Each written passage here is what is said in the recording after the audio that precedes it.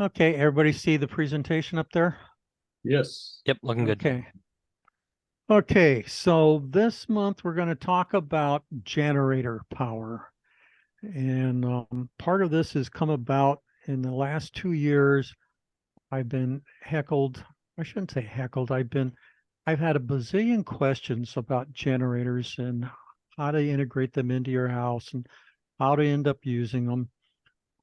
Most of the people that are on this team here are pretty comfortable and knows about generators, but we're going to be talking about it in the context of your house and emergency power, and at least with your generator there to know how to take and connect it into your house and selecting the right kind of generator and kind of how you go about figuring out the right generator for your situation. So this is going to be a general discussion on home energy power, emergency power rather, types of emergency electrical power sources. And this is probably going to turn into, let me back up a little bit. I developed a program. We have some, in our area, we have some things that go on where people are trying to be more prepared for emergencies, in case of a fire, in case of a big shakeup. And people within the area here have been asking me. So I deliberately built this as put together as a workshop. So the whole program runs about almost 2 hours, about an hour and 45 minutes. Now, I'm not going to put you through all of that, but I'll break it up. I'm going to break it up into a couple parts. So first part is going to be just talking about generators and how to go about selecting generators. And the second part that I'll do some other time is how you hook a generator into your house. And then we're also going to look at other alternate power systems and see how they stack up against just using a generator. So it'll be something that you can kind of scratch your head on and say, well, is some of these alternate ways the way to go, or is there enough drawbacks on that where it's not worth it? So we're going to talk about whole house or is what is absolutely needed. In other words, it's really nice to have a whole house generator, but wow, you take a look at the price tag and all the effort that it takes to put that in, and you kind of say, well, is there something I can do a little bit cheaper? And we'll talk about that. Different types of fuels that we can use in our generator. And we're going to talk a lot about strategies on how much power do you really need for your house. And then, of course, there'll be some safety discussion in there when you're working with generators. So no electricity. First part of this is going to be talking about, well, what do you do without any electricity? So during a year, we usually get a few outages. Most of them last between about an hour or maybe two, but they really don't last very long. They annoy you more than having any kind of significant impact on your house and how you do things. So power companies are becoming more risk adverse with high winds, likely to shut off power for a day or two. Now, we didn't see any problems this year that I know of, but last year up in the Dalles, they had several times where, because of the winds, the extremely dry humidity, that as a precaution, they shut off power up there. And that power was out for, they expected it, that the problem existed there for the winds and the low humidity lasted for maybe a day, but power was out 3 to 4 days up there. So why was it out so darn long? One of the things people don't account for is anytime that you have a significant weather event where a power company has to shut off power, before they can re-energize those lines, they have to go through and inspect their entire grid before they start doing any energizing of those lines. So, one day power outage because of a weather event can easily lead into a 3 and 4 day outage. About every 7 to 13 years, and I don't know why it's always an odd number, but every time I've looked back at it, we always get some kind of a weather event that knocks out power for, upwards to a week. People that are in town don't seem to get affected, but like for me, I live out in a rural area out in the bush, and we're always the last on the feeder line to end up getting power back here. So our outages last a whole lot longer than people that live in town. So understand that the power company is going to be bringing back power to the most people as fast as they can. So if you have a few hundred people out at the end of a power line, that's not going to account for much. But if you have multi-thousand people out at a line, they're going to work on that one first. Eventually, we'll have an event that may substantially damage our power grid for a very long time. So that statement, what I'm talking about is that one of the things I'm becoming more unnerved about is the power of the sun. We've seen that in Canada a number of years back, where they had two back-to-back X-class CMEs that sent enough energy to the earth to burn up a fair part of the power grid there on the eastern part of Canada, and which also affected the United States. So that's one thing that can happen. Another thing is that I think everybody's aware of is that here in the Pacific Northwest, we are well past the time of having a very substantial earthquake. And if we have a very substantial earthquake, that is likely to damage our power grid for a very, very long time. So, when we're looking at our own risk, well, how much of a risk that we want to end up planning for? Do we want to plan for a 2 or 3 day outage or 5-day outage, or are we going to look for something that's a multi-month outage here? So previous thinking, this was only a problem for people that lived in rural areas. So the loss of electricity, people always thought, I live in the city, I live in Corvallis, or I live in Albany. I don't have to worry about electricity. That's going to be the first place they're going to get power turned back on. Well, let's take a look at Maui. I was there, let's see, earlier this year, and a town called Lahaina there. Beautiful town, gorgeous boardwalk, had a great lunch there. There's this big banyan, huge, massive banyan tree out there. Had some ice cream sitting under that. Jumped on a boat. We went out and watched a bunch of whales splashing around in the water. And it was absolutely gorgeous town. Well, I think everybody knows that's burned to ashes there. There's nothing left of the darn town. So even if you live in a town, if you have an event, strong winds, no humidity, a fire gets started, you're not going to stop that fire from burning through there. So you may have property that survives, but all that power infrastructure that goes in and out and around that town is going to take a long time for it to get rebuilt and to be able to be usable by the community there. So just because you live in a city doesn't mean that you're immune to not having power for an extended period of time. So how long are you willing to be without electricity? That's a big question you really need to think about. 2 days, no big deal. When it starts pushing 3 days and no shower, no shaving, if I'm out backpacking, it's not a big deal because I can always jump in a lake there and get kind of washed off and get cleaned up a little bit. And I don't mind not shaving out when I'm out in the bush. But if I'm at home, I have to go to meetings and have to interact with people, I get a little grumpy without a shower after about 3 days. And that's me personally. But everybody has to, I'm not telling you what you should use for barometer. Everybody has their own barometer on what's going on. If you have kids around, if you have things you're trying to get done around there, you have to apply your own concerns on what you're willing to risk. So what creature comforts do you really need? When you're living in that house, what do you really need to be comfortable? Typically, you need some kind of heat. You need something to be able to cook your food. You need some water.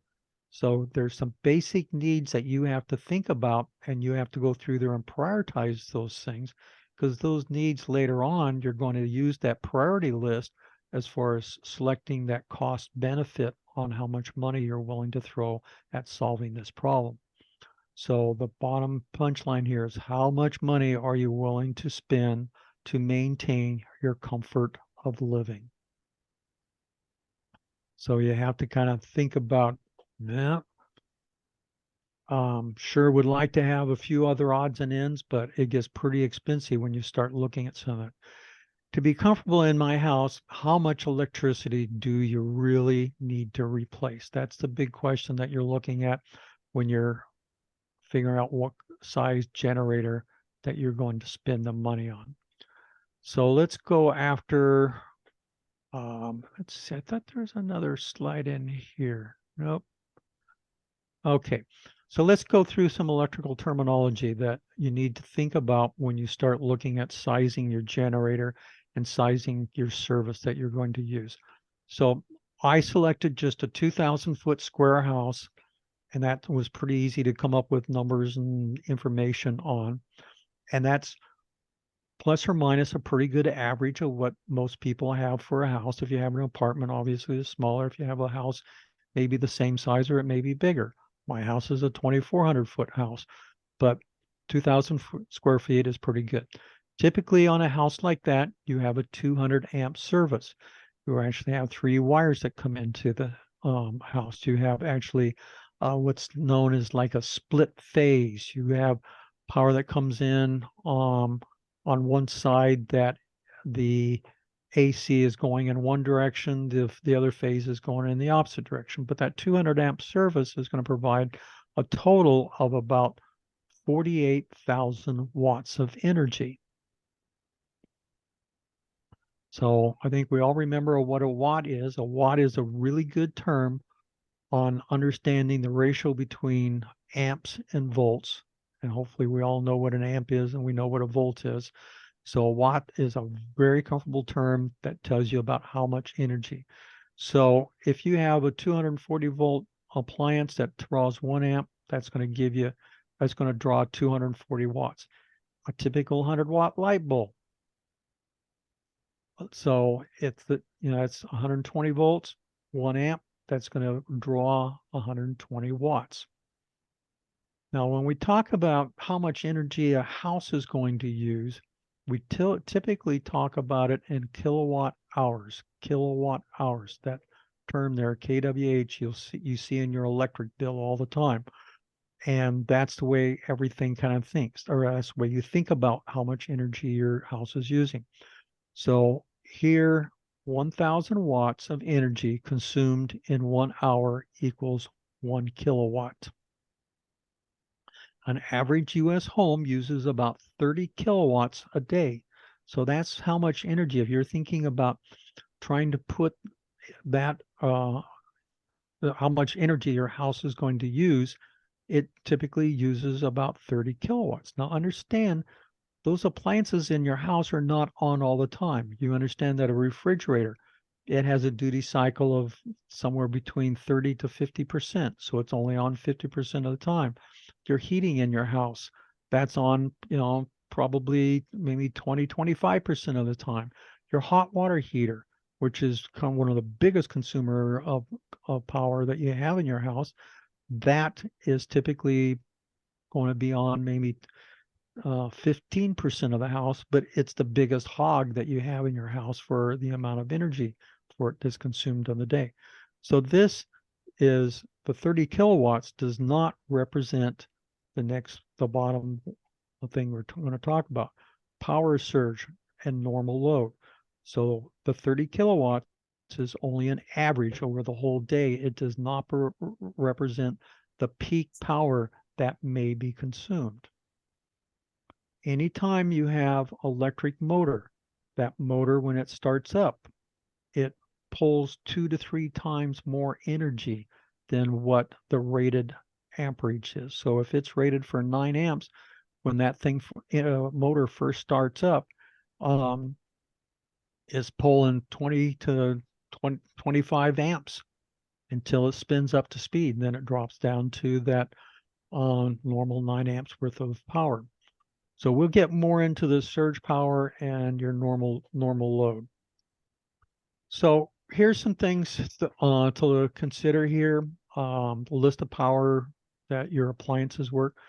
For me in the morning, I got to have my coffee. So it's given. I have to have my coffee pot be able to work there. Dishwasher, you don't have to have, but you can wash dishes by hand. Refrigerator, I think everybody knows that's the greatest invention that has ever been made in the 20th century.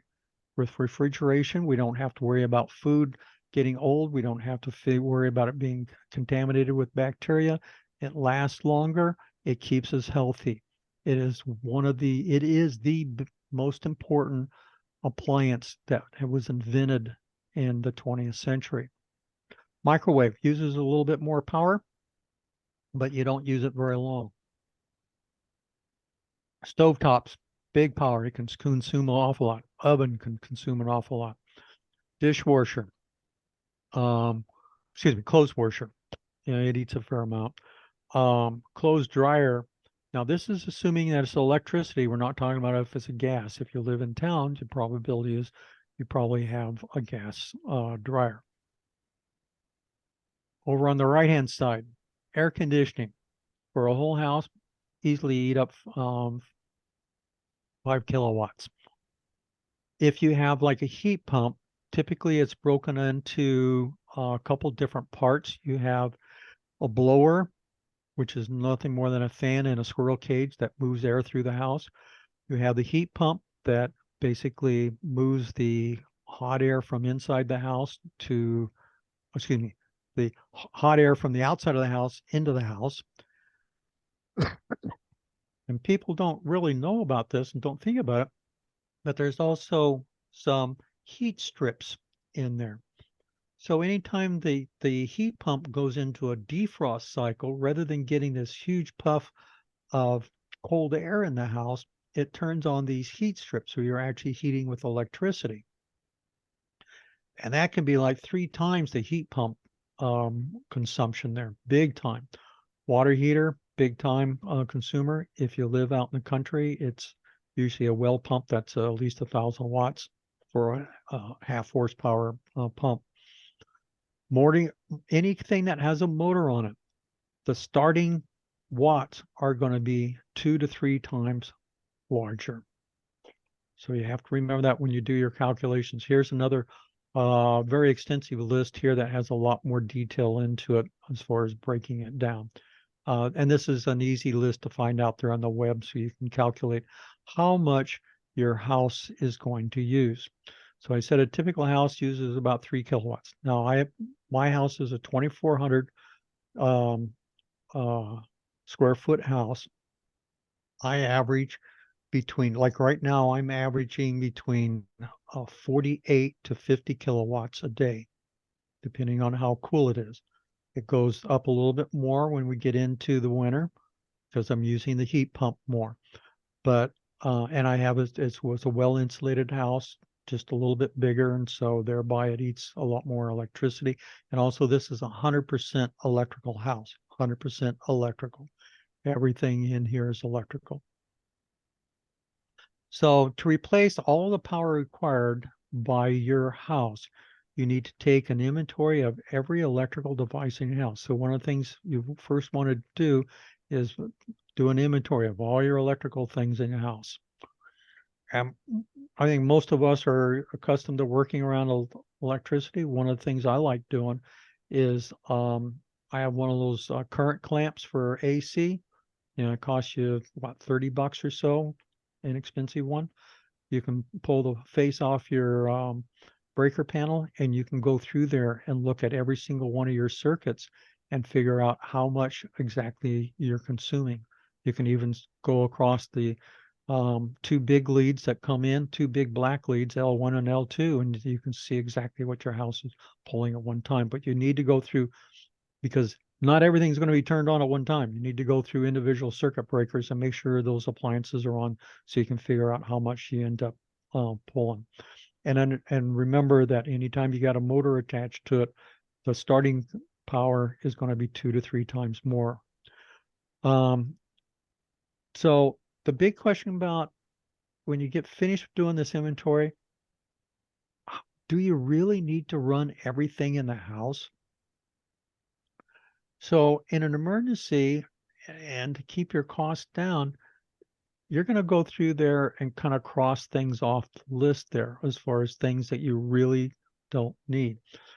Like the chances are you're probably not going to have your dishwasher. You're probably not going to have your clothes washer. You're probably not going to have your dryer, clothes dryer. You can just as easily take your clothes and put up on a little piece of rope and stuff, hang it in the bathroom and let the stuff air dry out there. I'm also fortunate enough I have a wood stove, so I don't need to run my any other external heating. I can heat my house off my wood stove. So what's essential? This is kind of what I consider to be kind of essential. You need some kind of heat in the house, and just because you have natural gas doesn't mean that you can just turn the burners on your stove, because that's very, very dangerous, because you're going to eat up all the oxygen in your house there, and you're going to end up starving yourself to death for oxygen, and you're going to end up turning blue and dying pretty quickly. You need some kind of water. Well, if you're in town, probably you're going to end up having water. If you're out in the country and you're on a pump, you got to be able to run your darn pump to end up getting them. Refrigerator. I got to have my beer cold and a place to store my pizza. So that refrigerator has got to be there. Also, I have a small freezer out in the garage. That takes care of everything that I've harvested out of my garden. And so I'm not going to, I mean, that's a lot of hard work that's in that freezer out there. And I'm going to make darn good and sure that that freezer stays good and solid. A freezer, if you don't open it up, it'll probably last for 3 days without electricity. But much over that, then everything in that freezer is going to start getting soft. Need some way of heating food. I can heat off my wood stove. I've cooked food off of that, but you get all this. If you try frying stuff, you end up with all this grease floating around in the air, and it gets kind of yucky and stuff like that. So, having enough electricity to run your microwave, I think that's a pretty good thing to have. Is a simple little microwave to heat up your stuff, cook what you need, and you're not going to be able to do a bunch of frying and stuff like that, but it will get you by. You need some light. You can't run around with candles. I hate candles. Candles are just a disaster waiting to happen. So I do not like or recommend using candles for lighting.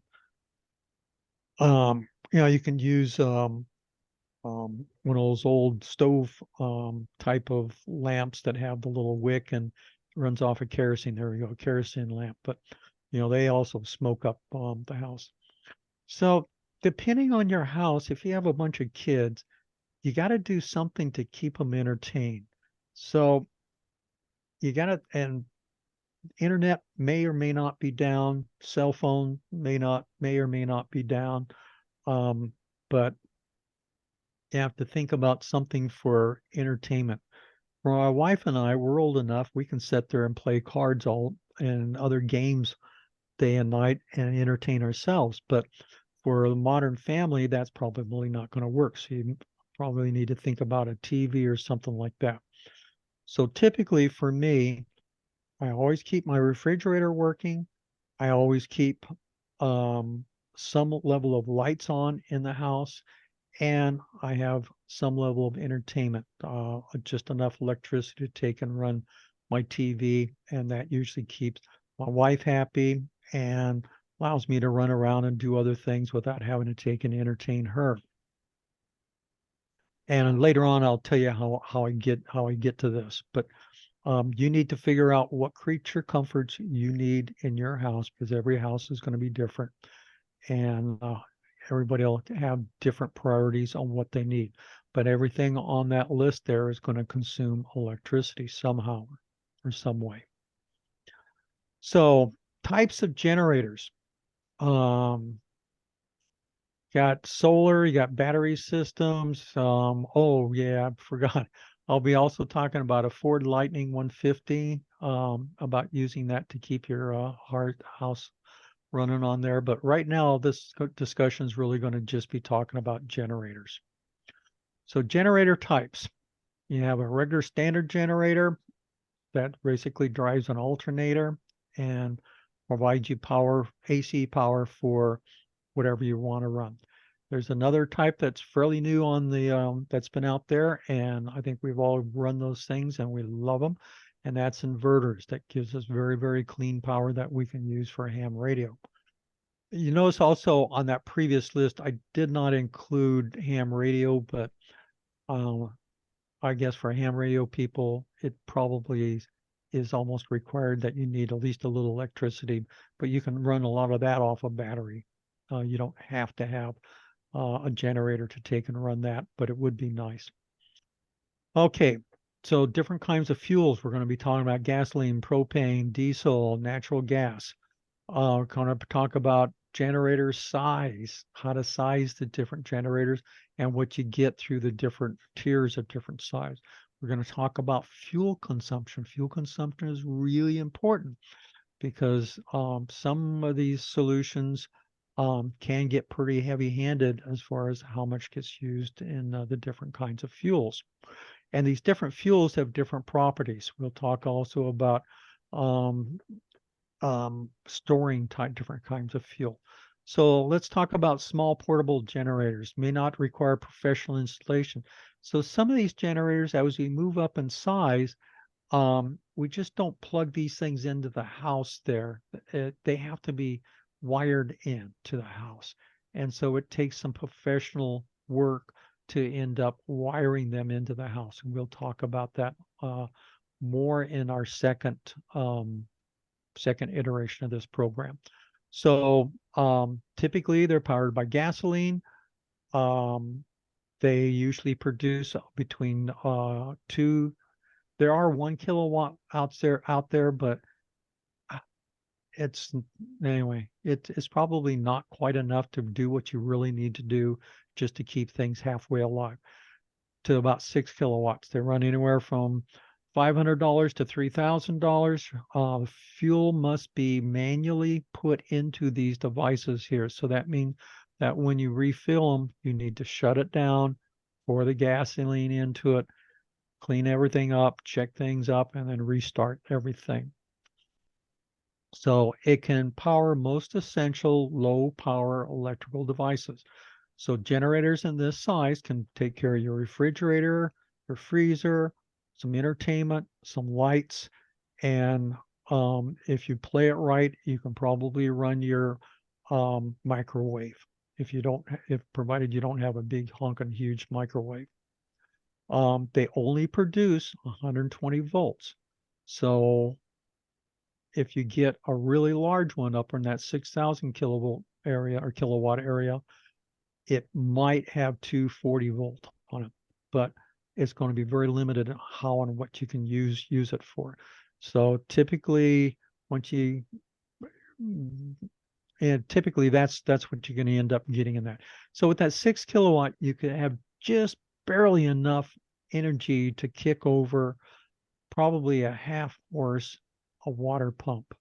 So if you live in the bush, you probably can just get by with that.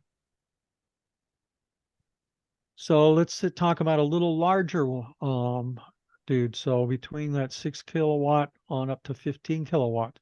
So if you get something this big and you want to use it in your house, let me back up in this guy here. So one of the questions, and I didn't have room to add that in here, these smaller generators, to connect those things up, you probably just run extension cords into the house. I have a little Honda 2000.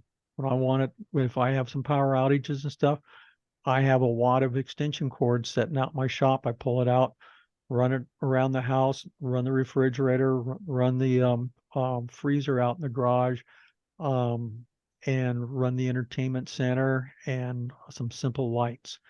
And that's how I connected into the house. I don't have to worry about a whole lot of other things and extra cost on having to wire that in the house. But when you step up to a larger generator where you're talking 240 volts, there you have to have a professional that comes in and installs it, puts in a transfer switch. There's a connection to the generator. These guys here will typically run gasoline or propane.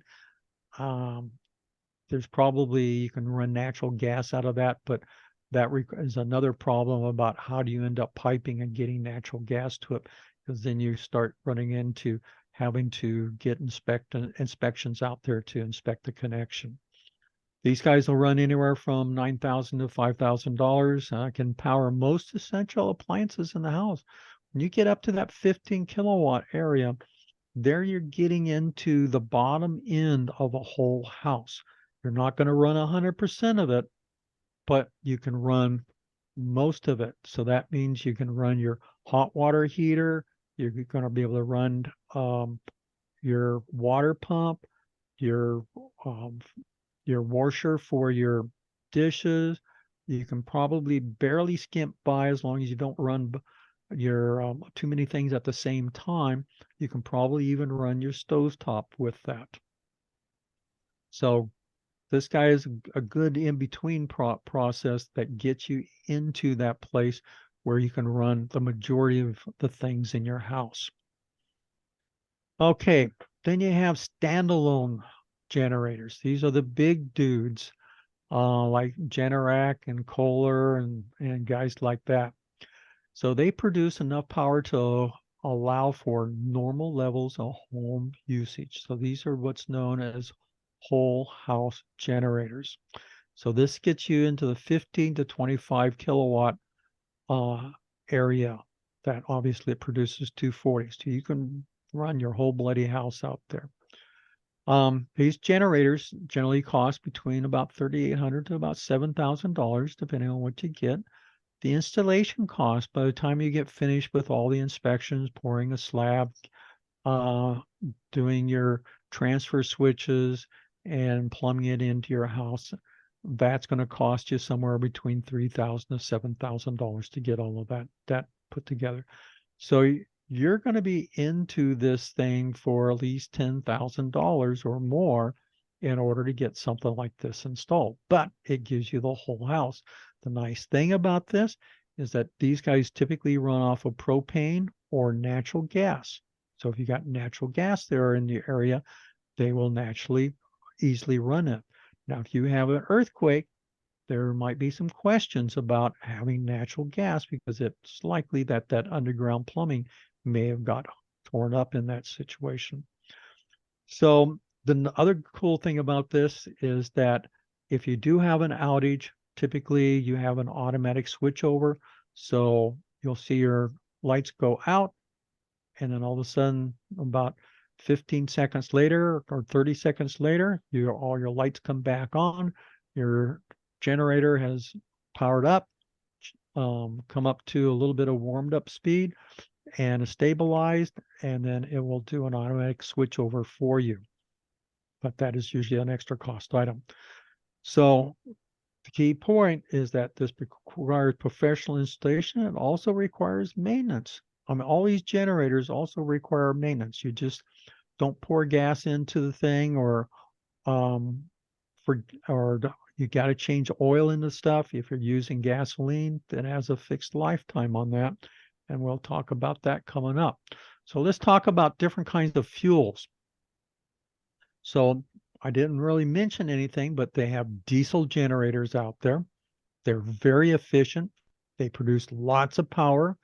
The newer ones are extremely quiet. So here's some things for comparison. 1 gallon of diesel produces about 37,000 BTUs of energy. Gasoline produces around 120,000 BTUs. You know, those big trucks that haul all of our goods for Amazon, those big engines, That's why one of the reasons they use the diesel is because they can get a lot more energy out of that 1 gallon of fuel, a lot more energy. So diesel is a lot more efficient than any other fuel that we normally use. Now, propane, out of 1 gallon of propane, we're only going to get about 91,000 BTUs of energy. So what does that mean? So what that translates to is if you have a gasoline generator that's rated for, I think I have a slide coming up on that. Let me shut up about that and we'll get, and then we'll walk our way through the slides and talk about that. More power per gallons of fuel for diesel. Generators are heavier and much more expensive. They're a lot heavier, a lot more expensive if you're running on diesel. They're typically standby. You're not going to have portable generators unless it's on a great big old truck chassis that you wheel it around. With treatment, here's a really important part. You can store diesel for about 2 or more years. You still want to use a filter when you go storing diesel because diesel has to be extremely clean as it burns because of the way that it gets processed and running through a diesel engine. Another thing people don't think about is fuel can gel. That means it turns into a jelly. It doesn't flow like a liquid when temperatures are below 15 degrees. With treatment, diesel fuel is viable. It won't gel. You can get it all the way down to 0 degrees. So if you have a big tank of diesel out there, you forget to treat it. We have a big honking cold spell that drops us down below 15 degrees out there. The likelihood of trying to crank up that diesel and it running is not very good if you didn't go do your due diligence and treat that diesel. They also have different kinds of diesel. You have stuff that's dyno oil, that's traditional stuff that we pump out of the ground and crack it down and produce diesel out of it. You also have biodiesel and then blends of biodiesel. This is where they take peanut oil or fat from cooking chickens and stuff like that, that they'll blend in with it. The biodiesel, it used to be that really didn't store well. It changed pH and became pretty corrosive. They have additives now that have kind of stabilized it, but I'm still a little gun shy as far as long-term diesel. I buy a 50-gallon drum of diesel every year that I use in my tractor. I treat it with an anti-allergen, and I treat it also to make sure the stuff will end up flowing when I need it. People don't realize in our great weather here is that diesel oil will attract moisture. In fact, most of it does. When it attracts it, it goes to the bottom. When it goes to the bottom, it actually attracts some type of algae and it will have an algae bloom in it. And that will end up plugging up injectors and all kinds of horrible things when that happens. So you got to treat it for this kind of environment. Gasoline, about 10% less power out of gasoline than diesel. With treatment, fuel can be stored for only a year. And you can throw stable in it, but technically you can only get that gasoline to last for about a year. Typically used in portable generators. For me, every year I store about 15 to 20 gallons worth of gasoline, all treated with stable. At the end of the year, that gasoline then becomes everything that I use for doing all of my lawn mowing and stuff during the summer. And I refresh it with a new set of gasoline for all my appliances. So let's talk about propane and natural gas, about 20% less power than gasoline. So if you have a generator that's rated at 24 kilowatts running on gasoline, when you convert it over and run it on propane or natural gas, you're likely only going to get about 20 kilowatts out of it. So you have to think about that as you end up, if you're going to run it off of gasoline. So if you buy a bigger generator, you have to make sure you derate it for the type of fuel that you're going to run. Fuel can be stored for many years. That's a nice part. Typically used for standby and portable generators. Natural gas may not be available in rural areas. Most of the rural areas that I know around here just does not have natural gas, so this does not. So you have to think about propane. People have propane for like cooking, and that's an option, either buying a separate tank or teeing into the tank that you use for your whole house for providing natural gas to run your generator. But don't forget to derate the generator. So let me rush through the rest of this here. So let's talk about inverters and conventional generators. So both use internal combustion engines to create energy that's converted into electrical energy. Conventional generators use a mechanical alternator, so a rotating alternator that produces alternating current that is used in your house. Inverter generators use an alternator to produce the AC, just like what we had used before in a traditional or conventional generator. This current is then converted into DC, so it runs through some rectifiers. Then you have a microprocessor with a switching process through a transformer that then converts that DC back into clean AC. So it's that's how they manage to regulate the voltage and the AC cycle very precisely with an inverter, and that cannot be done on a conventional generator.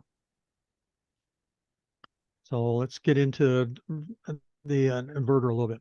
So it produces, think about it, inverters will always produce high quality AC. It's really important if you're running TVs, and most of your appliances these days, they have electronics in it. So it's nice to have an inverter to run that. So that's microprocessor that allows the throttle to fluctuate depending on power demand.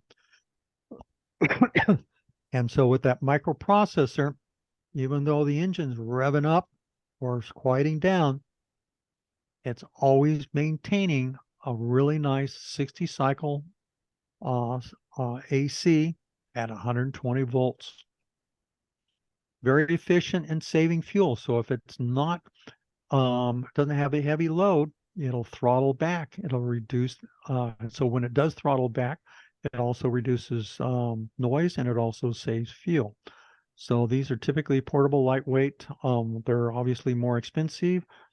Generally, you don't see inverters offered above about 9 kilowatts. As you get into the 9 kilowatt area, you get into much more expensive generators and better throttle control, and they throw a lot more money at making sure you end up with good, clean signals. But the cheaper ones don't have that. So here's some things to consider on a conventional generator. So it may not be very good for powering electronics.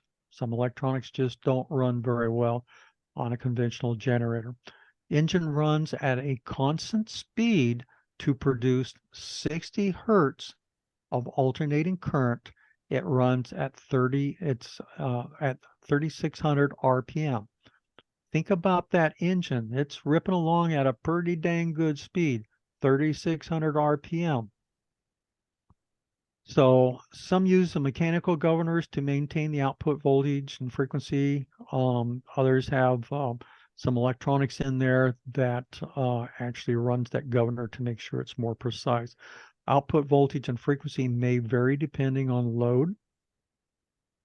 And like with a real low load, if you on a bigger generator, you may have really awful looking AC and poor performance on that 60 cycles out there. When lightly, yeah, well, there we go. When lightly loaded, a large generator running at 3,600 RPM can guzzle a ton of gas. So here's something to think about. A internal combustion motor, approximately 20 to 30% of the fuel that consumes goes to overcoming friction in the engine. It overcomes moving pistons up and down. It moves the journals for the camshaft and the crankshaft. But about 20 to 30% of that fuel gets consumed by the engine. So we know as the size of the engine as it goes up, there's more friction to overcome, thereby there's more fuel that has to be consumed just to rotate that mass in there. So here's an example of a guy down the road from me. He had a 16 kW generator. Every day he was feeding that thing, and that's a standard generator. Every day he was going to town buying 15 gallons of gasoline for that generator. Now, in the same time, that was a week that we were out, and what I use is a small Honda generator during the day and during the evening. And then as it gets to nighttime when we need to cook some food and stuff, I have a 17 kW generator that I crank up. It runs my water pump, it runs my hot water heater, it'll run damn near everything here in the house there. And so I can flush all the toilets, I can heat water, take a shower, I can cook a decent meal. I can run the dishwasher, but I only run that thing for about an hour, maybe an hour and a half, and then I shut that thing down. So out of that same 5 days that we were out of electricity, this guy, every day, he would go in and buy 15 gallons of gasoline. For me, out of that 5 days, I used only 15 gallons of gasoline for that entire 5 days. So something to consider. Okay, so some generators you find out there, they're dual fuel. So yeah, you can buy them, you can run them off gasoline or they run off of propane. You can just find those things as a nice option out there. Quality of power, we've already talked about. Let's see. So one of the things you might think about investing in if you're going to use a generator to run your house is get yourself a decent frequency and voltage meter.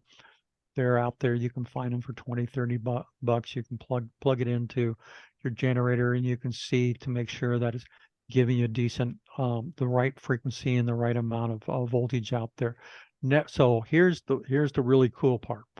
Never let your generator run out of fuel.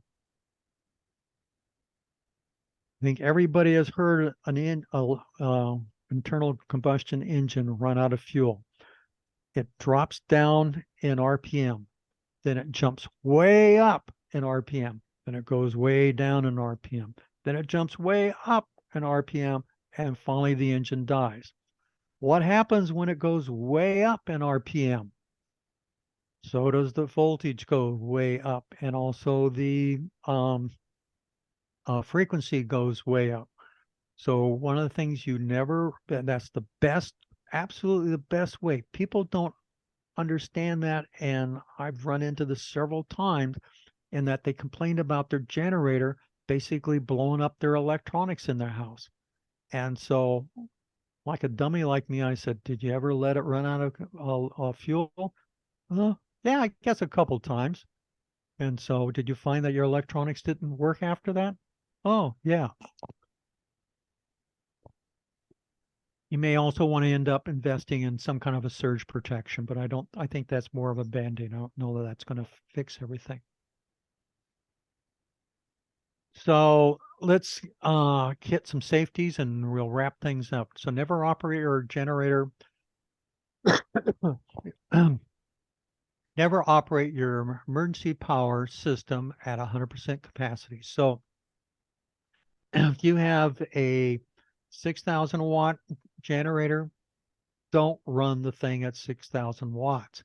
You're going to burn up that generator. Most of those things, when you start reading it may produce 6,000 watts at peak, but the normal run rate is maybe 5,000 watts. So always derate your generator or you're going to overheat it and burn the dang thing up. understand surge power and max power operating. So make sure that you understand that, when a motor starts up, like even your refrigerator, you're going to hear your generator get bogged down. And so you need to make sure you do all your calculations that you do not exceed the requirements on your generator. Never connect a generator directly to your service panel without a transfer switch or interlock. Transfer switches disconnects all your panel there from the mains that go out into the rest of the world. Your all the stuff that gets hung up on those power poles. Because the one thing you do not want to do is be transferring your power back out onto those power lines and have someone from the power company that is going through there and trying to hang that wire back up on a power pole. So that's an absolute must there. Don't install circuit breakers that exceed the circuit capacity. So as you're working through this stuff, and you think you just want to get things done, and you know that you better not exceed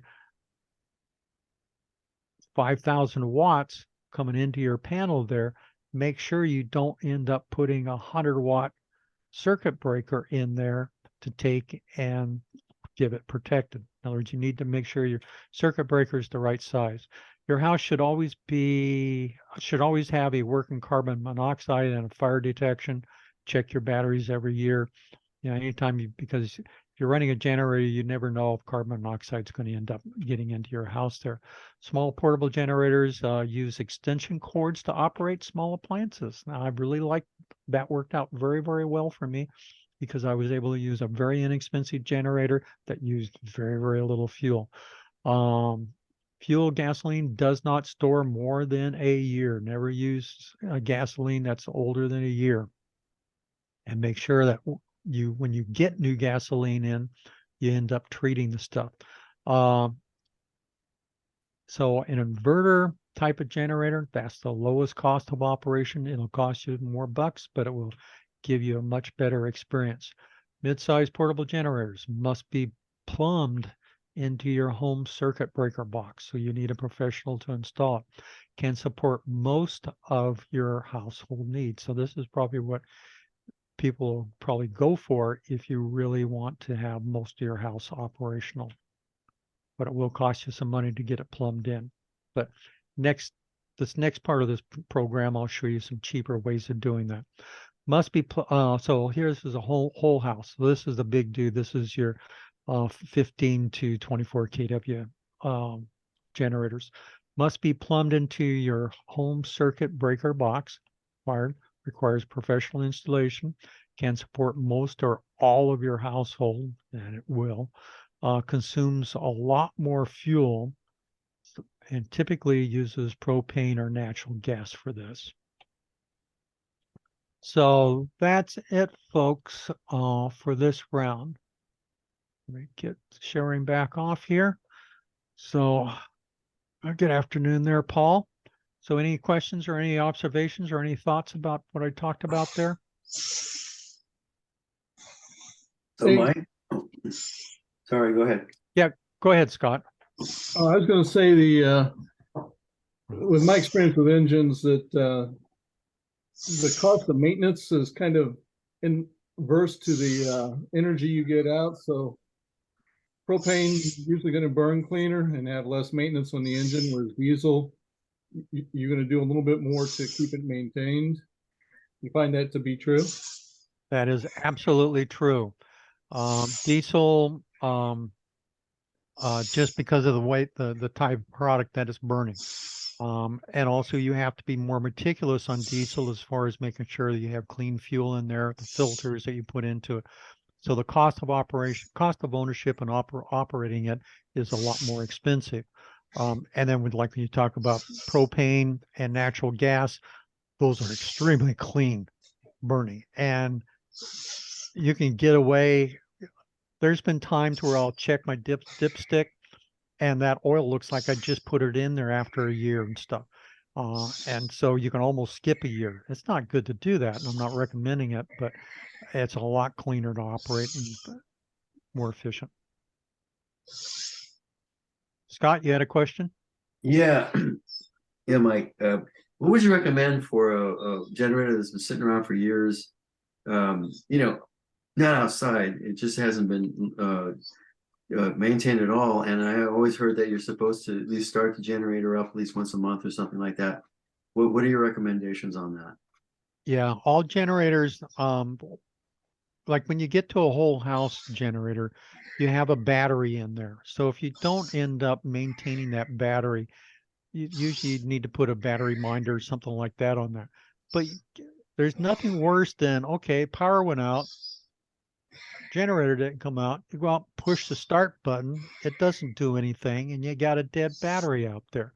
At least if you run the thing up once a month, you should get some indication that the battery is starting to get weak. It's sagging. It's time to replace it, or it's time to do some maintenance or clean up the terminals on it.